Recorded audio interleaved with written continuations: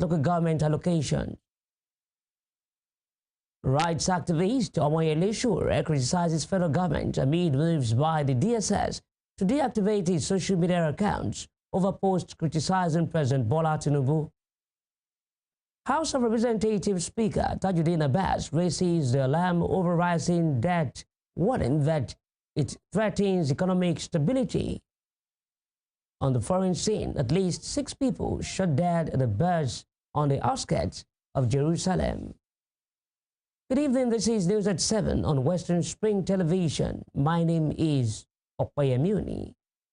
The Federal High Court Abuja on Monday began hearing a case instituted by the Osun State Government against the Central Bank of Nigeria, CBN, and the Accountant General of the Federation over alleged plans to divert local government allocations. The matter presided over by Justice Emeka Nwite saw appearances entered by legal representatives of the parties involved. At the heart of the dispute is the disbursement of local government funds in Osun State. The state government accused the CBN and the AGF of attempting to channel statutory allocations into private accounts, allegedly operated by people impersonating government officials. According to Osun State, such an action would constitute a flagrant breach of public finance laws and provisions of the Nigerian Constitution.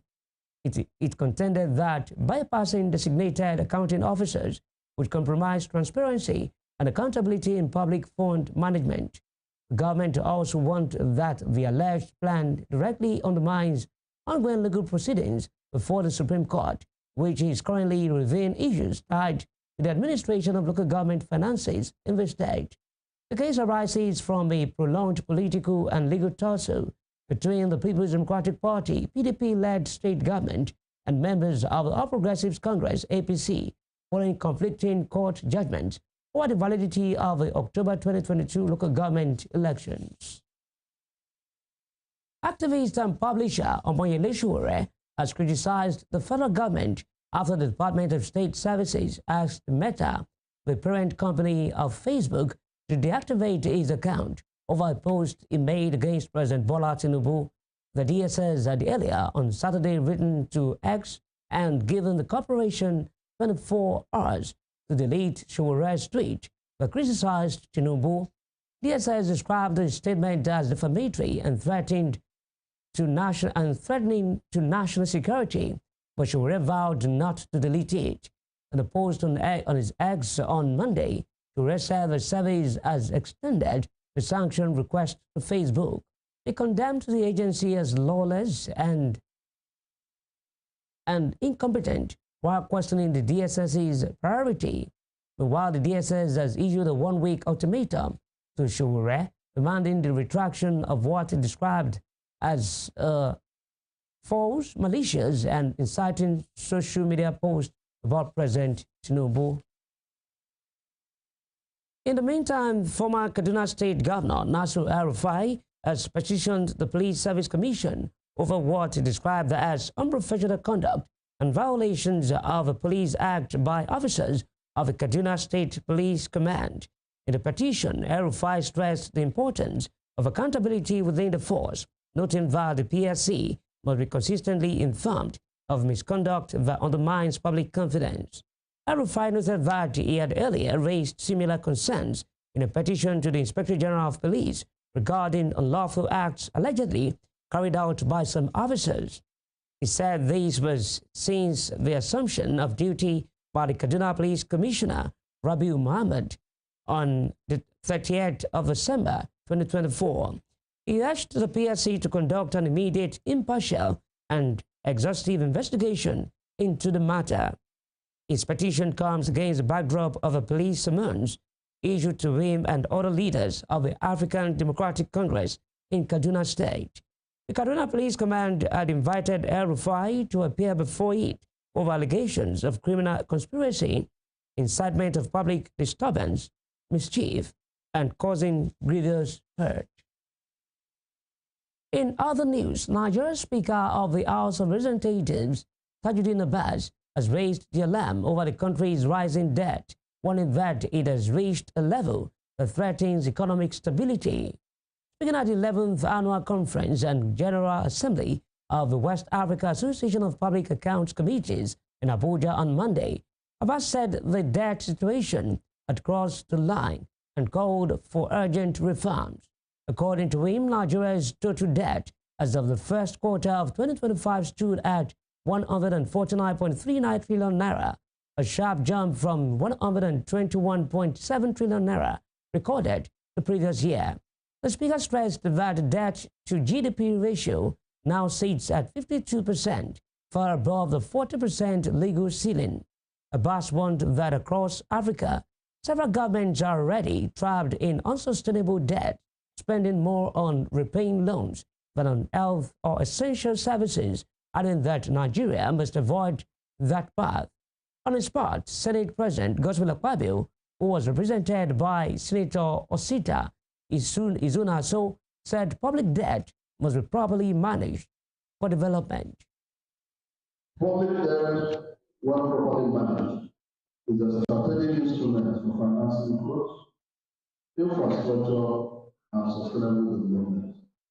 However, when left unchecked or shrouded in opacity, it becomes a burden that mortgages the future of our citizens. This is why parliamentary oversight is indispensable. I will recall the last conference that was held in Benin.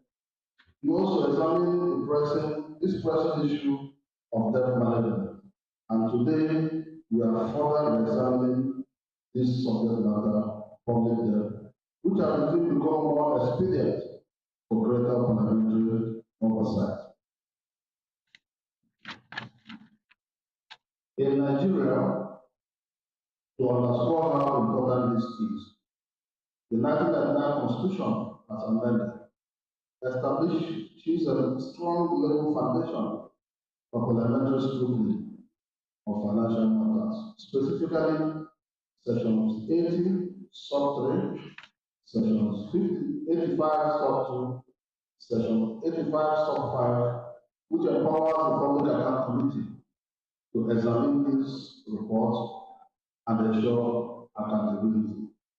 Section 88, Sub 1 and 2, vests in the National Assembly the powers to conduct investigations into the conduct of any persons, authority, ministries, or government departments charged with the duty of administering or disbursing public funds.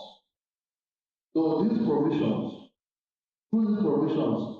Nigeria has institutionalized finance and public accounts committees as watchdog of our democracy. Committees that serve as the people's eye in holding the executive arm accountable. The Petroleum and Natural Gas Senior Staff Association of Nigeria, PENCASAN, has declared full solidarity with the Nigerian Union of Petroleum and Natural Gas Workers, NUPENG. The industrial dispute between NUPENG and the Dangote refinery has taken a new turn, with PENCASAN also issuing a strike threat to shut down the refinery's operations if the company continues to resist unionization. PENCASAN's General Secretary Lumumba Okungbanwa, in a statement on Monday, expressed solidarity with NUPENG, describing the denial of workers' right to unionize a Dangote refinery as unacceptable and a direct violation of Nigerian labor laws and international conventions. The association warned that unless the refinery's management changes its stance, it will be left with no option but to join NUPENG in a showdown that could cripple refinery operations. The Association of Resident Doctors, Federal Capital Territory, has begun a 7-day warning strike over what it described as the collapse of the city's health system. The doctors announced the industrial action in a communique signed by the President, George Ebong, alongside other members of the executive. They said the health sector in the nation's capital is plagued by long-standing systemic failures that require comprehensive and urgent reforms. Ebong said doctors in the FCT are under immense pressure due to inadequate staffing, adding that they are frequently forced to cover multiple departments. Last month, the doctors' union had urged the government to speedily address rising challenges in the city's health sector. Ebong called for urgent intervention in areas like manpower shortages, non-functional equipment, poor working conditions, and unpaid staff allowances. Staying with health, dementia has long been recognized as a major health challenge. In the past, it was seen merely as a natural part of aging, a gradual cognitive decline expected in old age. But over time, medical science identified dementia as a distinct medical condition rather than an enviable consequence of growing older. Favor Akeriola as its explainer on the disease and the battles faced by American actor Bruce Willis. The word dementia itself emerged in the 13th century, derived from the Latin demens, meaning out of one's mind. By the 18th century, it had gained medical recognition. The late 19th and early 20th centuries marked groundbreaking discoveries. In 1906, German psychiatrist Alois Alzheimer described the presence of abnormal plaques and tangles in the brain of a patient with memory loss. Just a few years later, in 1910, this condition was officially named Alzheimer's disease, shifting the medical world's attention to brain pathology as a root cause of dementia. Throughout the 20th century, understanding deepened. By the 1960s, Alzheimer's disease became widely accepted as the leading cause of dementia in older adults. More recently, medicine has acknowledged dementia not as a single illness, but as a collection of neurocognitive disorders with diverse causes. Reflecting this, the term dementia has been largely replaced by major neurocognitive disorder in medical literature to capture its complexity at both clinical and molecular levels. This evolving medical understanding became deeply personal for millions when American actor Bruce Willis, best known for his iconic roles in action films, was diagnosed with frontotemporal dementia (FTD) in 2023. His condition was first signaled in 2022 when he was diagnosed with aphasia, a language disorder that often precedes FTD. Unlike Alzheimer's disease, which primarily affects memory, FTD targets the frontal and temporal lobes of the brain. This leads to profound changes in behavior, personality, language, and movement. People with FTD often face misdiagnosis, as its symptoms can initially resemble psychiatric conditions. Tragically, there is currently no cure or treatment to halt this progression. For Willis's family, the diagnosis has been life-changing. His wife, Emma Hemming Willis, has spoken about the emotional toll of his illness. Yeah, I mean, we still get those days. Not days, but we get moments. It's his laugh, right? Like, he has such a hearty laugh. And, you know, sometimes you'll see that twinkle in his eye or that smirk. And, you know, I just get, like, transported. And it's just hard to see that. Because as quickly as those moments appear,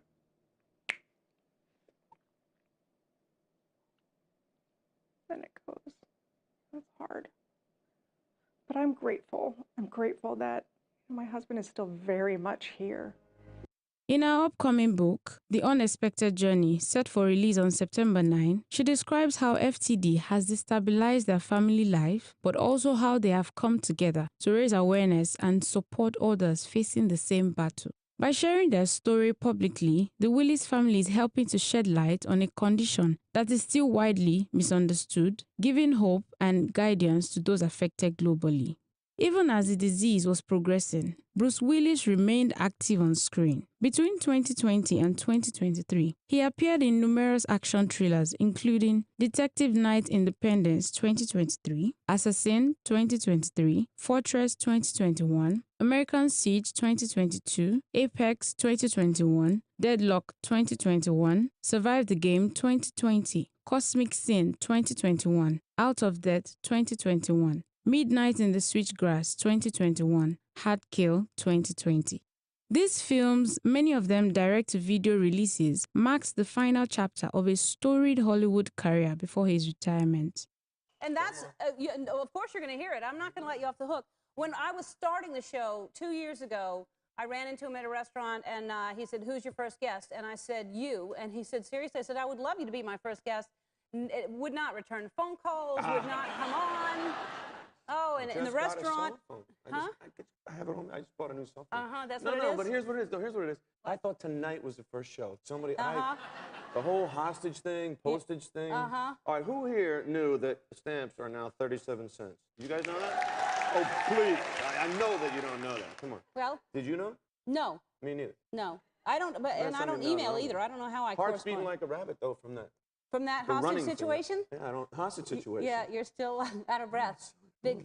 You have had some big people in this. Can I interview you for a minute? Yes, go ahead. I was so intimidated walking down the hallway and seeing all the big, celebs and stuff. Yeah, most people have wanted to do it. I wanted to do. Story puts a human face on the broader medical narrative of dementia. From its historical recognition to the modern understanding of conditions like Alzheimer's and FTD, it is clear that dementia is not just a single disease, but a spectrum of brain disorders that affect millions worldwide.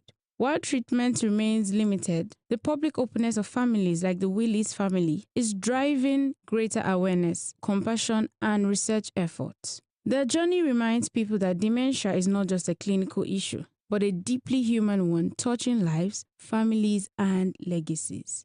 Favor Akinriola, Western Spring Television News. The security unidentified gunmen have abducted the wife and daughter of the chairman of the All Progressives Congress, APC, in Patigi local government area of Kwara State, Mohammed Kwasun. The attack reportedly took place on Sunday night. The criminals were said to have jumped over the fence into the chairman's compound, shooting sporadically to instill fear among residents. They broke into one of the rooms where they found the wife and daughter and whisked them away at gunpoint. A member of the State Executive Council of the party confirmed the incident to journalists on Monday morning. In Kogi State, troops of 12th Brigade Lokoja neutralized a notorious bandit commander, Kachala Bala, and 5 others. Spokesman of the brigade, Lieutenant Azan Abdullahi, stated this in a statement on Monday in Lokoja, the state capital. He said that the ongoing operation, which took place from 1st to Friday, 5th September 2025 in Kogi State, yielded several successes, including neutralizing bandits and rescuing kidnapped victims across affected communities. The spokesman also disclosed that the troops recovered items, including 5 Dane guns, 1 motorcycle, 2 mobile phones, and 1 AK-47 magazine containing 20 rounds of 7.62 mm ammunition. He added that the arms and ammunition were recovered during operations in Lokoja, Kababunu, and the Yagba West local government areas of Kogi. Meanwhile, Vice President Kashim Shettima has assured of enhanced military operations against terrorists across the country, saying the President Bola Tinubu-led administration is investing massively in military hardware. He said this in a condolence message issued on Monday for victims of the recent attack at the Darajamal community in the Bama local government area of Borno State. Shettima expressed deep condolences to the government and people of Borno State over the incident that claimed the lives of civilians and military personnel. The Vice President reiterated President Tinubu's directive to the armed forces to review security operations, including the deployment of advanced military hardware and surveillance equipment to eliminate terrorist groups across the country. In a statement issued by his Senior Special Assistant on Media and Communications, Stanley Nkwocha, Vice President Shettima described the incident as a profound loss to both the state and the nation. The Vice President highlighted the federal government's consideration of establishing state police, emphasizing President Tinubu's position that security challenges in some Nigerian states require specialized units that understand local terrain, culture, and can effectively network at a grassroots level. You are watching News at 7 on Western Spring Television. Still to come, JAM's Special Committee on Examination Infractions exposes how technology-driven malpractice is undermining Nigeria's admission process. We'll bring you more on this when we return.